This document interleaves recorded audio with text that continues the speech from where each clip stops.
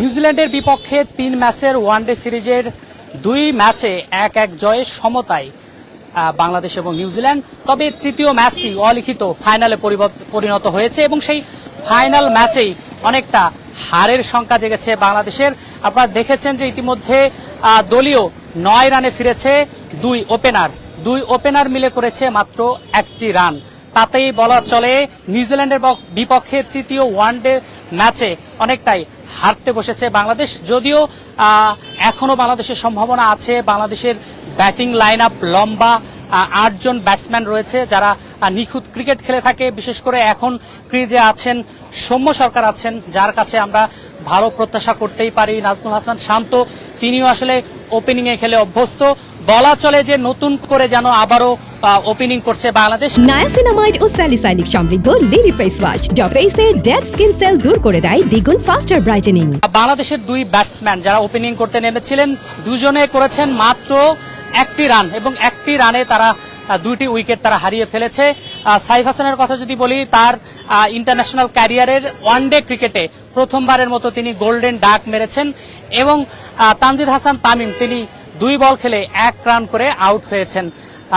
চট্টগ্রামের এই উইকেট অনেক বেশি উইকেট ফ্রেন্ডলি এবং ব্যাটিং ফ্রেন্ডলি এবং এখানে অনেক বেশি স্কোর হবে সেটি কিন্তু জানা কথা। এই মাঠে আসলে বাংলাদেশ যতবার খেলেছে বাংলাদেশের ফেভারে কাজ করেছে অনেকটা বেশি।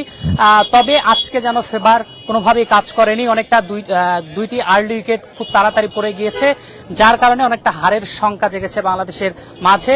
এবং নিউজিল্যান্ড দল আসলে বোলিংটা যেভাবে শুরু করেছে তাতেই বলা চলে যে এই মাঠে বাংলাদেশকে ছেড়ে কথা বলবে না নিউজিল্যান্ড এবং তারা শুরুটাও দারুণ করেছে। এছাড়াও বাংলাদেশ দল শুরুতেই টসে হেরে গিয়েছে, যেটা আসলে বড় একটা ফ্যাক্টর। টস এখানে অনেক বেশি ইম্পর্টেন্ট। এর আগে আমরা দেখেছি যে টস কতটা ইম্পর্টেন্ট। যারা টসে জিতেছে সেই তাদের ফেভারে কিন্তু ম্যাচটি গিয়েছে এবং বলা চলে দিনের শুরুতেই বাংলাদেশ টসে হেরে গিয়ে ম্যাচ থেকে যেন ছিটকে গিয়েছে।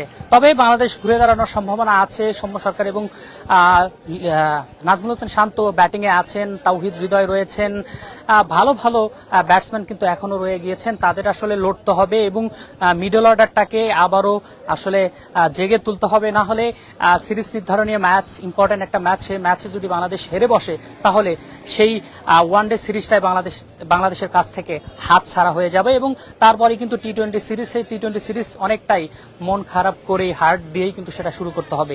সেটা অবশ্য চাইবে না ক্রিকেটাররা। আজকের ম্যাচ জয় দিয়েই শেষ করতে চাইবে এবং শেষ করা উচিত। যদিও ওপেনিং এর 2 ব্যাটসম্যান খুবই অল্প রানে আউট হয়েছেন। এর আগে বাংলাদেশ টসে হেরে ব্যাটিং এ পাঠিয়েছে নিউজিল্যান্ড দল এবং বাংলাদেশের দলে 2টি পরিবর্তন এসেছে। আপনারা জানেন যে মোস্তাফিজুর রহমান তিনি একাদশে ফিরেছেন, তানভীর ইসলাম তিনি একাদশে ফিরেছেন। এই স্কোয়াডে আসলে তাদের দরকার ছিল অনেকটাই। তানভীর খুব দারুণ স্পিন বোলিং করে থাকে, তার বলে ভালো টার্ন আছে, তিনি খুব লাইনে বোলিং করতে পারেন, বলের গতিটাও বেশ ভালো, যদিও স্পিন বোলিং করে থাকেন। তাকে অন্তর্ভুক্ত করা হয়েছে স্কোয়াডে। নিশ্চিতভাবেই এটা দলের জন্য শক্তি বাড়াবে। একই সাথে রিশাদ রহমান তাকে আসলে দলের বাইরে রাখা হয়েছে। তার বোলিং এ আসলে সেইভাবে ধারটা আসলে আসছে না। আপনার 2টি ম্যাচে দেখেছেন যে তিনি আসলে যেভাবে বল করতে চাচ্ছেন সেইভাবে আসলে হচ্ছে না। কোথায় সমস্যা, সেই সমস্যা অবশ্যই তিনি ফাইন্ড আউট করবেন এবং গতকালই আমরা দেখেছি যে স্পিন বোলিং কোচ মোস্তাক আহমেদের সাথে সেটি নিয়ে কাজ করেছেন। যদিও তিনি উইকেট পেয়েছেন, তবে আজকের ম্যাচে তাকে বসিয়ে রাখা হয়েছে টিম কম্বিনেশনের কারণে।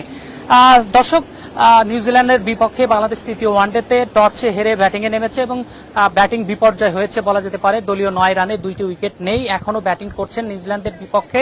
শেষ পর্যন্ত আসলে 50 ওভারের খেলায় তারা কত রানের টার্গেট দিতে পারে এটি এখন দেখার বিষয়। তবে অনেক বেশি, মিনিমাম 260+ রানের টার্গেট দিতে হবে, কারণ এই পিচে অনেক বেশি রান হয়ে থাকে। চট্টগ্রামের এই উইকেটে অনেক বেশি রান হয়ে থাকে, ফ্লাড উইকেট। আর শুরুতেই নিউজিল্যান্ডের বোলাররা যেভাবে বোলিং করছে তাতে বলাই চলে যে আসলে এখানে বোলিং ডিপার্টমেন্ট এবং ব্যাটিং ডিপার্টমেন্ট উভয়ে ভালো সুযোগ পাবে। সেই সুযোগ বাংলাদেশের ব্যাটারদের কাজে লাগাতে হবে, কারণ 2টি ব্যাটসম্যান ইতিমধ্যে আউট হয়ে গিয়েছেন এবং এখান থেকে ঘুরে দাঁড়াতে হলে মিডল অর্ডার ব্যাটসম্যান, বিশেষ করে তৌহিদ হৃদয় এবং যারা এখন ক্রিজে রয়েছেন সৌম্য সরকার এবং নাজমুল হাসান শান্ত, তাদেরকে আসলে দারুণ করতে হবে। এবং এই ম্যাচ যেভাবে আর্লি উইকেটের মাধ্যমে বিপদের মুখে পড়েছে সেখান থেকে তুলে নিয়ে আসতে হবে এবং ভালো একটা টোটাল দাঁড় করাতে হবে। সেটি বাংলাদেশের ব্যাটাররা আসলে কতটুকু পারে সেটি এখন দেখার বিষয়। তবে আপনাদেরকে যদি এই স্টেডিয়ামের সার্বিক দিকগুলো আপনাদেরকে বলতে চাই যে চট্টগ্রামে বরাবরের মতোই অনেক বেশি দর্শক হয়ে থাকে, অনেক দর্শকের উপস্থিতি আমরা দেখতে পারি। তবে এখন পর্যন্ত আসলে সেই পরিমাণ দর্শকের উপস্থিতি আমরা দেখতে পারিনি।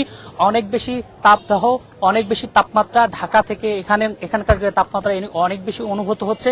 তাতে বলাই চলে এখানকার তাপমাত্রা 32 থেকে 33 ডিগ্রি সেলসিয়াস, তারও বেশি হতে পারে। এত বেশি তাপমাত্রা দর্শকরা আসতে শুরু করেছে। হয়তো বেলা বাড়ার সাথে সাথে দর্শকদের উপস্থিতি বাড়বে, সেটি আমরা আশা করতে পারি। এবং চট্টগ্রাম স্টেডিয়ামে যে অনেক বেশি দর্শক হয় সেটির প্রমাণও হয়তো তারা দিবেন।